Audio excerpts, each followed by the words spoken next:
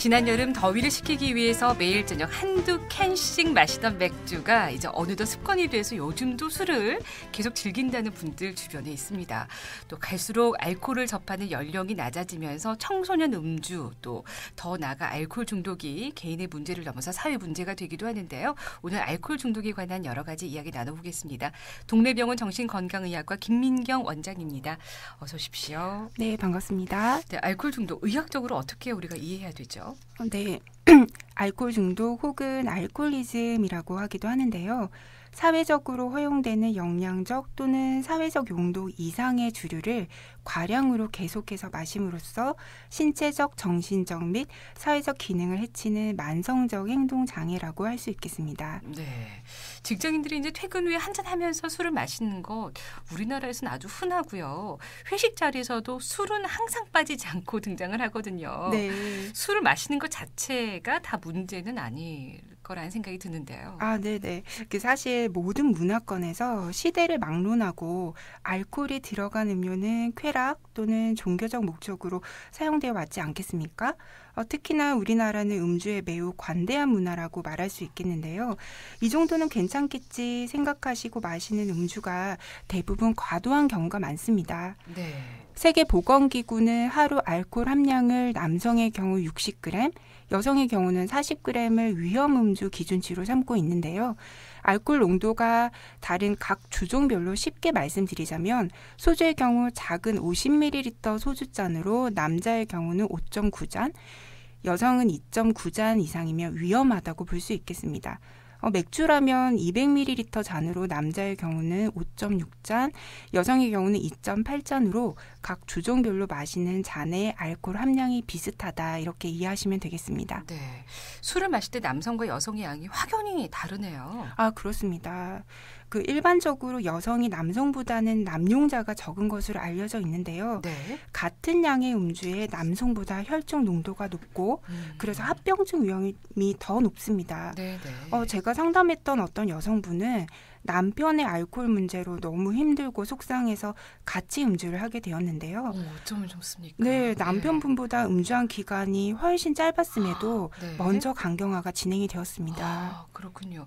어떤 상태에서 술이 더 빨리 취하는 날이 있잖아요. 네, 그렇습니다. 그리고 문제가 되는지 궁금해요. 네, 우리가 마시는 알코올의 10%는 위에서 흡수가 되고 나머지는 소장에서 흡수가 되는데요. 흡수되는 속도는 같이 먹은 음식물의 양과 종류, 술 마시는 속도, 술의 종류, 술을 마시는 환경, 개인의 체질에 따라 다릅니다. 즉, 식사나 안주 없이 마셨을 때 빠르게 마실수록 흡수가 빠르고요. 술의 종류 중에서는 15에서 30% 알코올이 가장 빠르게 흡수됩니다. 네. 또한 술이 취한 상태에서 약물을 복용하면 서로 간에서의 대사를 억제할 수 있기 때문에 약물이 독성 농도까지 올라갈 수 있습니다. 즉 진정제, 수면제, 우울증 약물 등의 복용에는 주의를 해야 하고요. 네.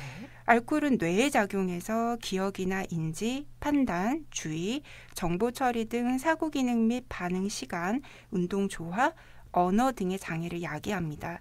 때문에 술을 마시면 말을 어눌하게 하게 될 수도 있고 비틀거리거나 잘 넘어질 수 있는 것이죠. 네. 또한 뇌에 작용해서 평소 어떤 감정을 조절하고 부적절한 말이나 행동을 억제할 수 있는 기전이 해제가 되어 공격적이거나 충동적인 행동을 하게 될 가능성이 많고 지나치게 흥분할 수 있습니다.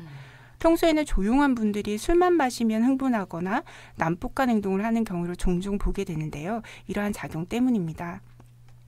간간히 또 잠이 오지 않는다고 술을 마시고 주무신다는 맞아요. 분들이 계신데요. 네.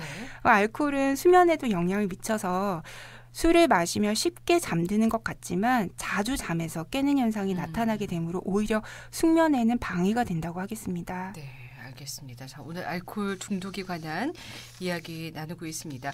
동래병원 정신건강의학과 김민경 원장과 함께하고 있는데요. 오늘 클리닉 퀴즈 OX 문제 준비해 오셨어요. 한 번 더 여러분께 알려드립니다. 네, 오늘은 OX 문제이고요. 임신한 경우에도 한두 잔의 소량의 음주는 태아에게 아무 문제가 없다. 이 말이 맞다고 생각되면 O, 아니라고 생각되면 X로 보내주시면 됩니다. 네, 한 통에 100원의 정보 이용료 부과되는 샵 0949번으로 보내주시면 되겠습니다.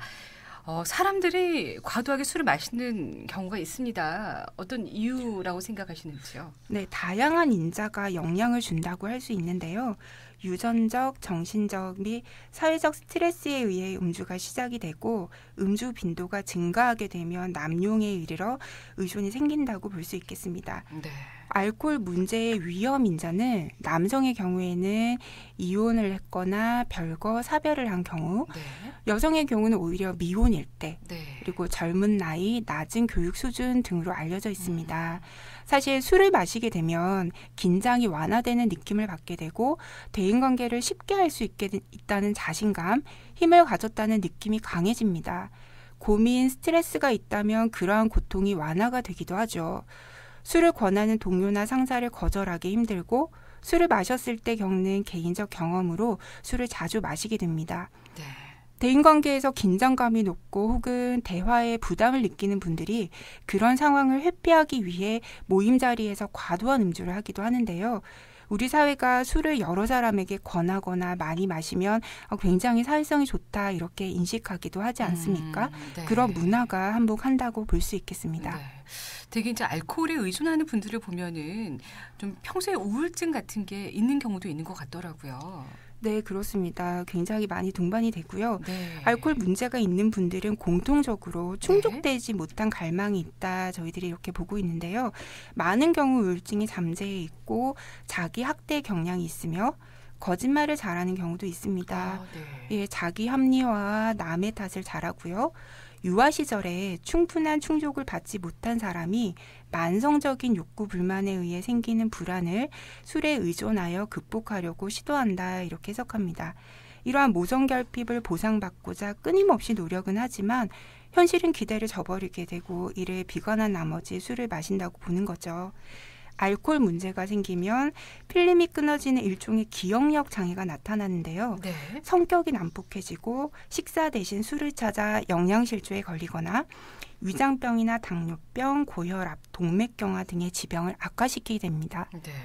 음주로 인해 나타나는 신체적 문제들이 많이 있겠죠. 네, 그렇습니다.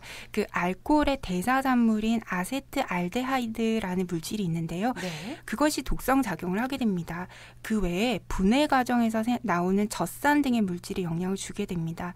지방간이나 간염, 간경화, 췌장염, 위염, 심장에도 문제가 생기고 다양한 신체 합병증이 유발되고요. 네. 암 발병률도 굉장히 높아집니다. 식사를 하지 않고 음주만 하는 경우에는 영양 결핍이 생기기 쉽고요. 만성 음주를 하시는 분들 중에는 비타민 B 결핍증이 생겨 보행이 어려워지거나 경련, 인지기능 저하 등이 나타나기도 합니다. 상습적인 음주는 필연적으로 간이나 위, 췌장 등의 병을 일으키고 뇌세포와 말초신경세포를 파괴하고 성기능 장애를 일으키기도 합니다. 알코올에 의한 간 손상 정도는 술의 종류나 첨가물과는 관계없이 오직 알코올 섭취의 절대량에 비례하는데요. 간혹 음주 문제를 해결하려고 소주만 마시던 분이 맥주로 주종을 바꾼다든지 도수가 약한 술을 마시면 괜찮다고 오해하시는 분들이 계신데요. 마시는 총량의 절대적 알코올 함량이 비슷하다면 간 손상은 똑같이 진행된다 이렇게 이해하시면 되겠습니다. 네. 거기에다가 또 요즘에는 이제 운전까지 하게 되면 심각한 사회 문제를 초래하기도 합니다. 음주운전 정말 심각한 것 같아요. 아, 그렇습니다. 지금 그 방송을 청취하시는 분들이 대부분 운전 중이신 분들일 텐데요. 네. 음주운전에 의한 자동차 사고는 매우 중요한 사회 문제로 나타나게 됩니다.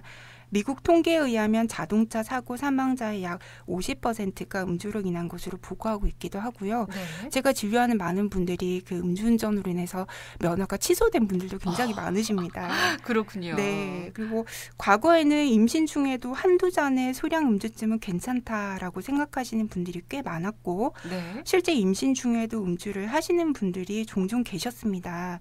임신 시 산모가 음주를 하게 되면 발육지체나 안면의 기형, 심방 중격 결손, 중추신경계 이상 등이 나타난다고 보고가 되어 있고요. 이를 묶어서 태아 알코올 증후군이라고 합니다. 정말 그럼 슬플 것 같아요. 그렇습니다. 엄마로 인해서 이제 아기가 이런 증후군을 갖고 태어나는 거잖아요. 네네. 그래서 임신 중에는 네. 한 잔의 술도 드시지 않는 것이 좋겠습니다. 네.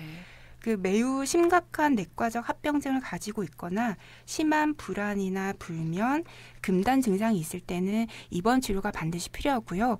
그렇지 않은 경우는 정신건강의학과에서의 상담과 약물 치료를 병행합니다. 네. 또 현재는 전국 각지에 알코올 상담센터가 운영이 되고 있어서 음주 문제를 가진 분들의 단주와 회복을 돕기 위한 다양한 상담 프로그램이 준비되어 있습니다. 네, 여러분의 궁금증을 좀 해결해 드리겠습니다. 일단 익명을 요청하셔서요. 끝번호는 말씀드리지 않겠습니다. 남편이 50살인데요. 술을 못 마시게 하니 숨겨두고 마시고요. 마시고 난 술병 안 버려두고 여기저기서 막 나오네요. 3년 전 위 선정으로 수술까지 받았는데요. 도저히 고쳐지지가 않아요. 매일 마신답니다. 어쩌죠? 라고 하셨는데 이것도 어떻게 보면 알코올 중독의 증상인가요? 네네. 그 알코올 중독을 가지신 분의 굉장히 전형적인 증상이고요. 네, 술을 많이 음주를 하셔서 이미 그 위선종으로 수술을 하신 상황에서 본인 건강이 악화가 되었음에도 계속 드시게 되고 네. 주변에서 만류를 하니까 이제는 숨겨두고 드시는 거죠. 그렇습니다. 굉장히 흔한 증상입니다. 네. 그래서 이런 경우에는 빨리 그 병원에서 상담이나 치료를 시작하지 않으시면 다른 암이 계속 발병이 될 수도 있고 음주량이 점차 늘어서 나중에는 더 조절이 힘들어지실 것 같아요. 네. 가까운 알코올 상담센터나 병원으로 방문을 하셔서 치료를 빨리 시작하시는 것이 좋겠습니다. 그렇군요.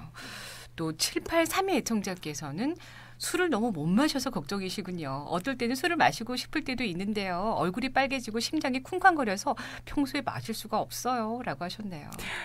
네. 사실 그 우리 사회가 음주를 워낙 권하다 보니까 술을 못 마시는 분들이 이런 고통을 오히려 겪으시는데요. 말씀하신 술을 드셨을 때 얼굴이 빨개지고 심장이 쿵쾅거리는 증상은 제가 아까 그 방송에서 소개해드린 아세트알데하이드, 알코올의 분해 산물인데요. 그 물질을 분해하는 그 성분이 몸속에 없기 때문에 이런 그렇죠. 부작용이 나타납니다. 네. 그래서 오히려 이런 부작용이 있으신 분들은 알코올 중독에 잘 진행이 되지 않는다라는 연구도 있습니다. 술을 네. 마셨을 때 고통스럽고 별로 즐거움이 없기 때문에 이런 분들은 오히려 알코올 문제가 잘 생기지 않는 것이죠. 예, 그래서 다른 취미를 가지시길 저는 권해드리겠습니다.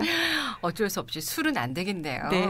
그리고 7400 애청자께서는 저는 술을 마시면 잠이 아예 안 옵니다. 수면 유도제를 자주 먹고 자네요. 이걸 어찌하면 좋을까요? 하셨는데 오히려 술을 드시면 잠이 안 오신다고요. 예, 그렇습니다. 대부분은 술 자체가 술을 마시면 약간 몽롱해진 느낌 때문에 잠이 잘 올 것이다라고 생각들을 하시는데요. 네. 아까 제가 설명드렸듯이 일부는 잠이 드는데 도움을 받으실 수도 있겠지만 대부분은 수면의 질을 굉장히 악화시키기 때문에 네. 오히려 잠이 안 오거나 중간에 자주 깨는 증상이 나타날 수 있습니다. 그래서 이런 수면 문제가 있으신 경우에는 오히려 병원을 방문하셔서 적절한 치료를 받으시는 것이 훨씬 도움이 되실 겁니다.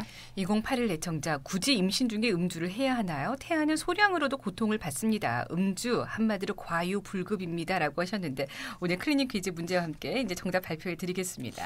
네, 임신한 경우에도 한두 잔의 소량의 음주는 태아에게 아무 문제가 없다라고 문제를 드렸는데요. 정답은 당연히 X입니다. 네. 임신한 경우에는 한두 잔의 소량의 음주도 태아 알코올 증후군을 유발시키는 것으로 나타나 있기 때문에 네. 임신 기간 중에는 음주를 꼭 삼가해 주시기 바랍니다. 알겠습니다. 자, 알코올 중독에 관한 이야기였습니다. 동래병원 정신건강의학과 김민경 원장이었습니다. 말씀 감사합니다. 네, 고맙습니다.